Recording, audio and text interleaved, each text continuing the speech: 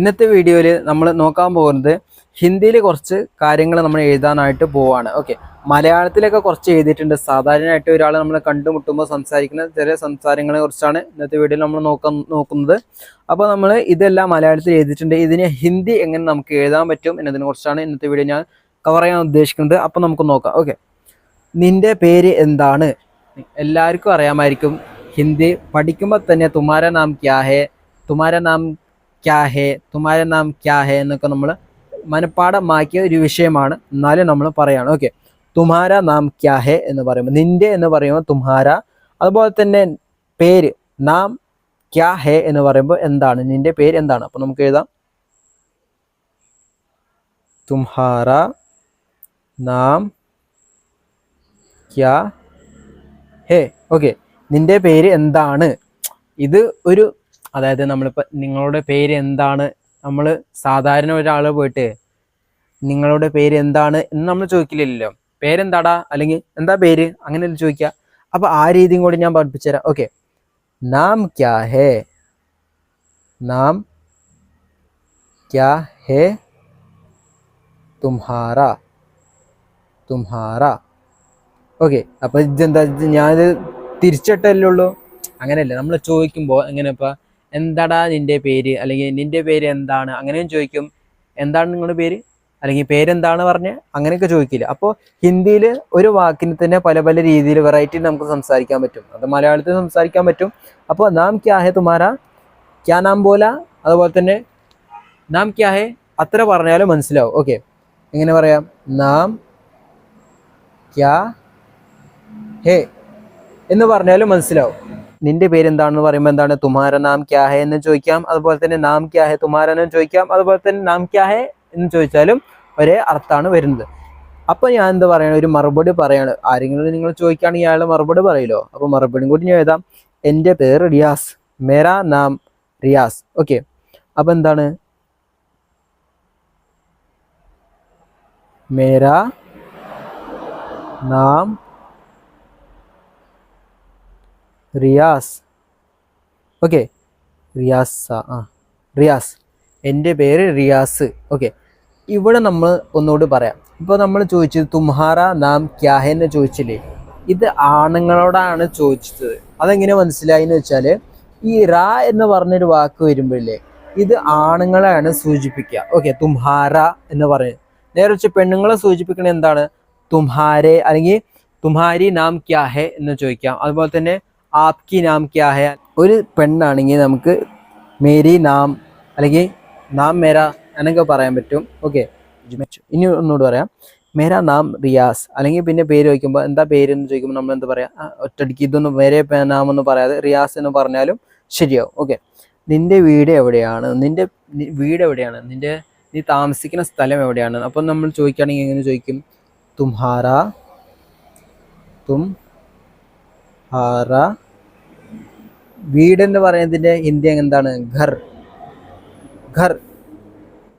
തുമ്ഹാര ഘർ കിധർ ഹേ, നിന്റെ വീട് എവിടെയാണ്. കിധർ എന്ന് പറഞ്ഞാൽ എവിടെയാണ് എന്ന് അർത്ഥം വരും. ഓക്കെ, ഈ ഒരു രീതി, തുമ്ഹാര ഘർ കിധർ ഹേ. അല്ലെങ്കിൽ പിന്നെ തുമ്ഹാര ഘർ കഹാ ഹേ, ഇങ്ങനെ പറഞ്ഞാലും ശരി. ഇതിലെന്താ വ്യത്യാസം, നിന്റെ വീട് എവിടെ, കിധർ എന്ന് പറഞ്ഞാൽ എവിടെയാണെന്ന്, അതുപോലെ തന്നെ കഹ എന്ന് പറഞ്ഞാൽ എവിടെയാണ്. രണ്ടും സെയിം അർത്ഥമാണ് വരുന്നത്. പക്ഷേ ഇത് വേറൊരു വാക്കാണ്, ഇത് വേറൊരു വാക്കാണ്. നിന്റെ വീട് എവിടെയാണെന്ന് പറയുമ്പോൾ, നിങ്ങളുടെ വീട് എവിടെയാണെന്ന് പറയുമ്പോൾ മലയാളത്തിൽ ഒരു വാക്കാണ് വരുന്നതെങ്കിൽ ഹിന്ദിയിൽ ഒരു അർത്ഥം വരുന്നുണ്ട് ഈ രണ്ട് വാക്കിന്. ഓക്കെ, അപ്പോൾ ഇതൊരു രണ്ട് വാക്ക് വരും. എൻ്റെ വീട് പാലക്കാടിലാണ് പറയുമ്പോൾ എങ്ങനെയാണ് വരിക. ഓക്കെ, മേരാ ഘർ അല്ലെങ്കിൽ മേരി ഘർ, മേരാ ഘർ പാലക്കാട്, കാട്, പാലക്കാട് മേ ഹേ. എൻ്റെ വീട് പാലക്കാടിലാണ്, പാലക്കാട് മേ ഹേ എന്ന് പറയാൻ പറ്റും. ഓക്കെ, ഇവിടെ നമ്മൾ തുമാര ഘർ കിധർ, നിൻ്റെ വീട് എവിടെയാണെന്ന് ചോദിക്കുമ്പോൾ ഹിന്ദിയിൽ നിൻ്റെ ഗ്രാമം എങ്ങനെയാണെന്നൊക്കെ ചോദിക്കും. അതായത് ആപ്ക ഗാവ് കിധർ എന്ന് പറയുമ്പോൾ ഘർ കിധർ എന്നൊക്കെ അർത്ഥം വരും. നിൻ്റെ നാട് എവിടെയെന്ന് ചോദിക്കും. അതുപോലെ തന്നെ നിൻ്റെ വീട് എവിടെയെന്നൊക്കെ ചോദിക്കും. അങ്ങനെ വരും. ഓക്കെ, അങ്ങനെ വരുന്നുണ്ട്, നമ്മൾ ചർച്ച ചെയ്യണ്ട, നമ്മൾ ഇതിൻ്റെ ട്രാൻസ്ലേറ്റ് മാത്രം ചെയ്യുക. ഓക്കെ, വീട്ടിൽ ആരൊക്കെയുണ്ട്, അപ്പോൾ ഇതിനെന്താ തുമ്ഹാര ഘർ മേ കോൻ കോൻ ഹേ എന്ന് എഴുതാം. അതുപോലെ തന്നെ ഘർ മേ കോൻ കോൻ ഹേ എന്ന് എഴുതാം. ഘർ മേ കോൻ കോൻ ഹേ. ഓക്കെ, ഇതിനെന്താ അർത്ഥം? ഘർ മേ കോൻ കോൻ, വീട്ടിൽ ആരൊക്കെയുണ്ട്, അപ്പം ഒരു വട്ടം എഴുതിയാൽ മതിയോ എന്നൊക്കെ ചോദിക്കും. ഘർ മേ കോൻ ഹേ എന്ന് പറയുമ്പോൾ എന്താ അർത്ഥം വരികയെന്ന് വെച്ച് പറയട്ടെ. വീട്ടിൽ ഘർ മേ കോൻ കോൻ ഹേ എന്ന് പറയുമ്പോൾ ആരൊക്കെ ഉണ്ട് എന്നർത്ഥം വരും. ഓക്കെ, കുറേ ആൾക്കാരുകൾ, അതായത് ഒന്നിലധികം മൾട്ടിപ്പിൾ ആൾക്കാരുണ്ട് എന്നതാണ് ഈ കോൻ എന്ന് പറഞ്ഞ വാക്ക് വരുന്നത് 2 വട്ടം വരുമ്പോൾ. ഒരു വട്ടം വരുമ്പോൾ ഘർ മേ കോൻ ഹേ എന്ന് പറയുമ്പോൾ വീട്ടിൽ ആരുണ്ട് എന്നൊക്കെയാണ് അർത്ഥം വരിക. ഓക്കെ, അപ്പോൾ നിങ്ങൾക്ക് അത് മനസ്സിലാക്കണം. ഓക്കെ, ഘർ മേ കോൻ ഹേ എന്ന് പറയുമ്പോൾ വീട്ടിൽ ആരുണ്ട് എന്നൊക്കെ അർത്ഥം വരിക. നേരെ മറിച്ച് കോൻ കോൻ ഹേ എന്ന് പറയാൻ ആരൊക്കെ ഉണ്ട് എന്നൊക്കെയാണ് അർത്ഥം വരിക. ഓക്കെ, ആരൊക്കെ വരണമെങ്കിൽ ഈ 2 വട്ടം ഇത് ഉപയോഗിക്കേണ്ടി വരും. ഓക്കെ, അപ്പോൾ ഒന്നുകൂടി, എൻ്റെ വീട്ടിൽ പാപ്പയും ഉമ്മയും ഉണ്ട്. ഓക്കെ, എന്നെ ഇവിടെ മേരെ ഘർ മേ ബാപ്പ് ഓർ മാ ഹെ.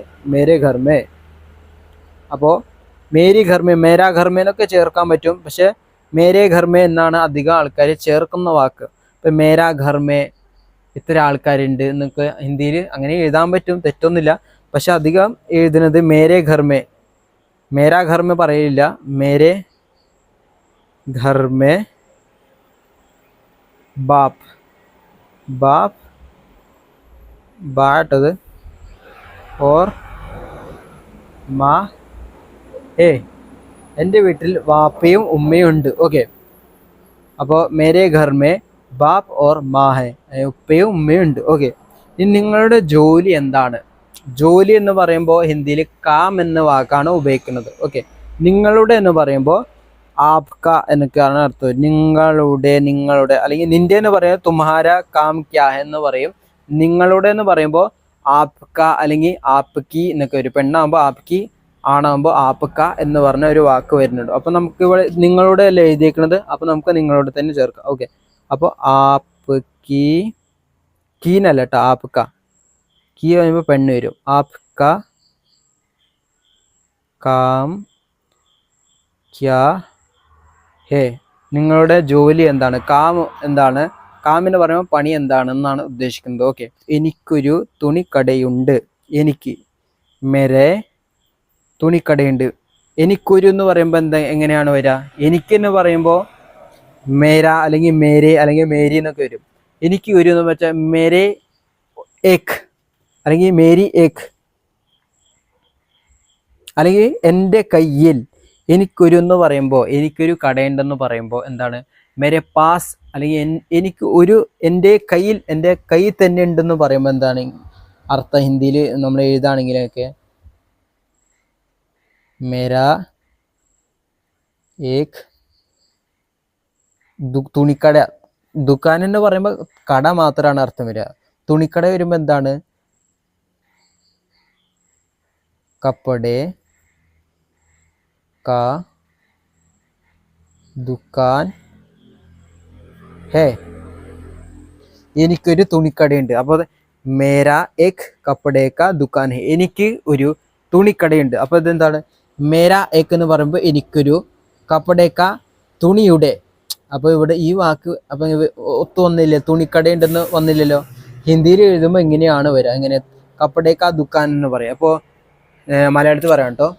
എനിക്കൊരു വീടുണ്ടെന്ന് പറയുമ്പോൾ ഹിന്ദിയിൽ എങ്ങനെ പറയാന്ന് വെച്ചാൽ മേരെ പാസ്, അല്ലെങ്കിൽ എൻ്റെ അടുത്ത്, എനിക്ക് മേരെ പാസ് ഏക് ഘർ ഹേ എന്നൊക്കെ പറയാം. അപ്പോൾ കപ്പടെ കാ ദുക്കാൻ എന്ന് പറയുന്നത് തുണിയുടെ കട എന്നതാണ് വരുന്നത്. ഓക്കെ, ഇപ്പോൾ തുണിക്കട ഉണ്ടെന്ന് പറഞ്ഞാൽ മലയാളത്തിൽ പോലെ ട്രാൻസ്ലേറ്റ് നമുക്ക് ചെയ്യാൻ പറ്റില്ല. എങ്ങനെ?